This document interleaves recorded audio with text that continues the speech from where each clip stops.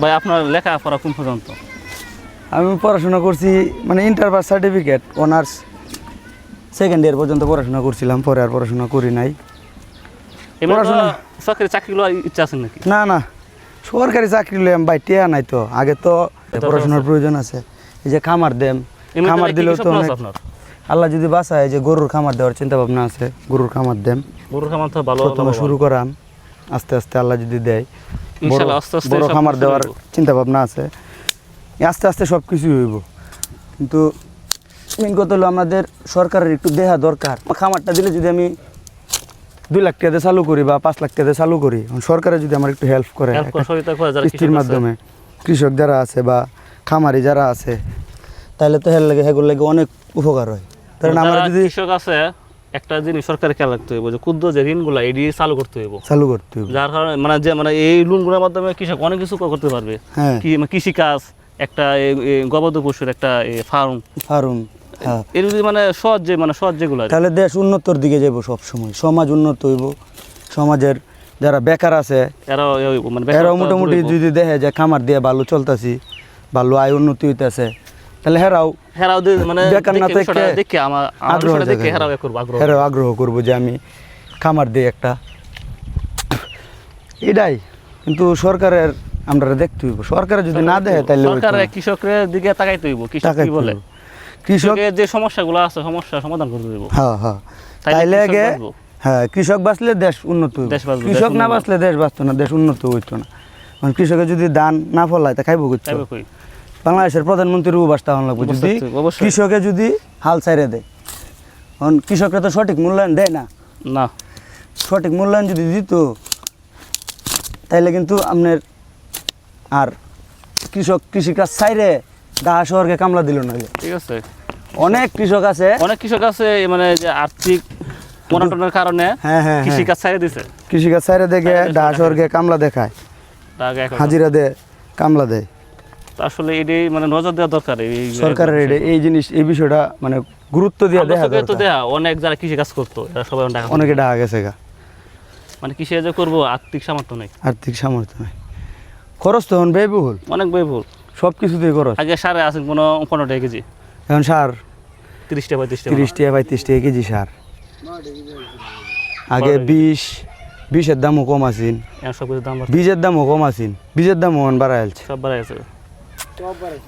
এই যে দান আন, এই যে এটা দান করাম এবার, এই যে জ্বালাফাট করছি, এই যে জ্বালা ফেলাইছি, এই যে আমার জ্বালাফাট, এটা হচ্ছে জ্বালা ফেলছি, কি দান করাইব? হ্যাঁ, এটা পুরোটা এবার দান করাম। ভালো, অনেক ভালো। ঠিক আছে, সবাই আমাদের ভিডিওগুলো শেয়ার করবেন আর আমাদের জন্য দোয়া করবেন যাতে কৃষক যাতে সৎ পথে থেকে যাতে সামনের দিকে আগায় যেতে পারি। আল্লাহ আমরা রিফাত ভাই লাগি সবাই দোয়া করবেন। তার অনেক মানে আছে, প্ল্যান আছে করা, যে গরু খামার করা। অবশ্যই সবার সহযোগিতা চাই এবং সবাই দোয়া করবেন আমাদের জন্য। আলহামদুলিল্লাহ, এইবার পাটের ফসল অনেক ভালো হয়েছে না রিফাত ভাই? হ্যাঁ, মোটামুটি ভালো হয়েছে ভাই। এই যে বড়ি আমার নাই লেখাত ভেঙেছে, এই সাইড দিয়ে পুরোটা খাইছে হিন্দি কিস্তি করা হয়েছে খেত। আজ এবার কম হচ্ছে, 1.5 হাড়া করছি। এটা কিনে লেডি কি লেডি? এটা বুট নাইলে, এটা মানে একটু কষ্টটা কম, বাচ্চার কম হরণ লাগে, কিন্তু যে এটার যে ইয়েডি আছে কাটাডি, এটি খুব দার, গোলপ সুরে লোন লাগে, নাহলে হাত কেটে জায়গা। এই যে হাতের গ্লাভস পরে লোন লাগে যাতে হাত টাত না কাটে, নাহলে হাত ছিলে জায়গা। এই যে এরকম ফলাফল হয়ে, যে ফলাফল হয়েছে না, এরকম ফলাফল পড়লে জায়গা এরকম। ভালো দাম? হ্যাঁ, আলহামদুলিল্লাহ, মোটামুটি ভালোই দাম। ফাট এবার 4,500 4200 এরকম দাম আছে, মোটামুটি ভালোই আল্লাহর রহমতে। এনে কয়খানি ক্ষেত আছে? হ্যাঁ, এনে 1.5 হাড়া করছি, এবার 1.5টা করছি না। হ্যাঁ, 1.5 হাড়া করতে কিরকম হয়েছে খরচ? 1.5 হাড়া মোটামুটি ভালো খরচই হয়েছে। খরচ দেখে পুষে না বেশি একটা। ঠিক আছে, এই বিচি আল সব কিছুর দাম বেশি। হাল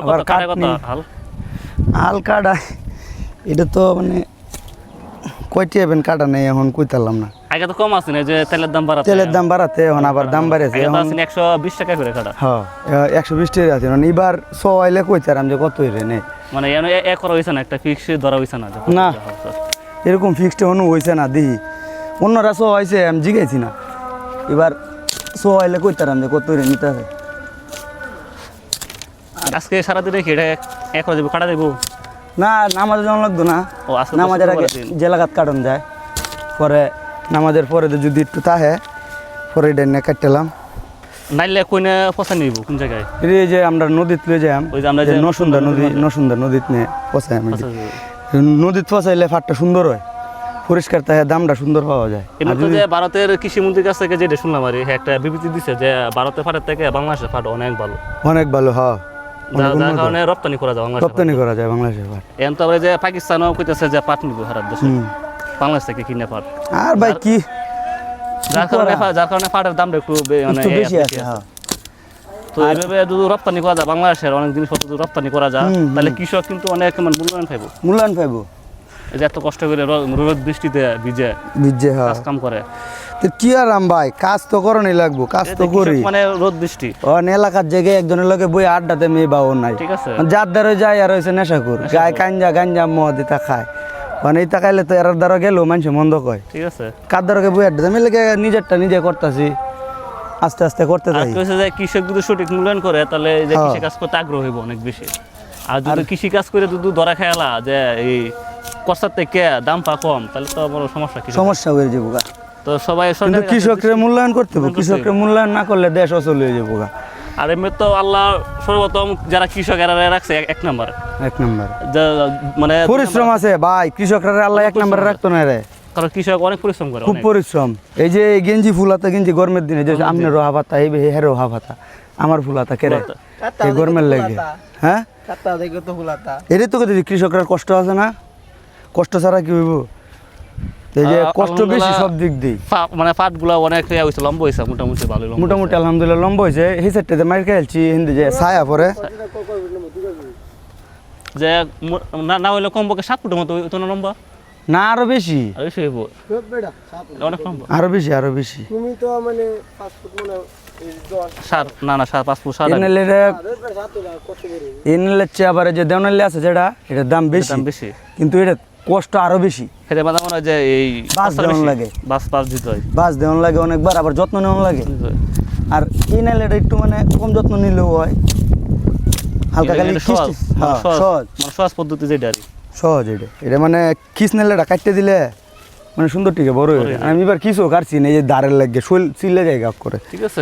অনেক দাঁড় তো হয় যে এই পাট ক্ষেতের অনেক দাঁড়, সবটা কিন্তু দাঁড়, পুরোটাই দাঁড়, সবটা কিন্তু দাঁড়। এটার মধ্যে ধরলে হাত কেটে যায়, অনেক কেটে জায়গা, প্রায় একটা ব্লেডের মতো, ব্লেডের চেয়েও বেশি দাঁড়, ব্লেড থেকে অনেক বেশি দাঁড়। ফায়ার একবারে লাগার সাথে সাথে গসাটা লাগার লগে ফায়ারে যায়, এগুলো খাত এরি অনেক ভালো। কৃষক খুশি থাকলে আমরা খুশি।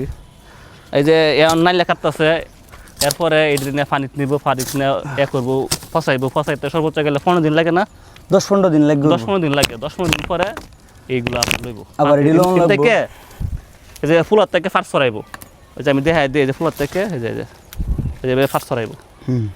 আচ্ছা, তো আলহামদুলিল্লাহ মোটামুটি না, আলহামদুলিল্লাহ ফুলারও দাম আছে, আল্লাহ তাআলার শুকরিয়া, ভালো হইছে। কিন্তু মানে বড়ি এলাকার যে যারা বড়ি পালে এলাকা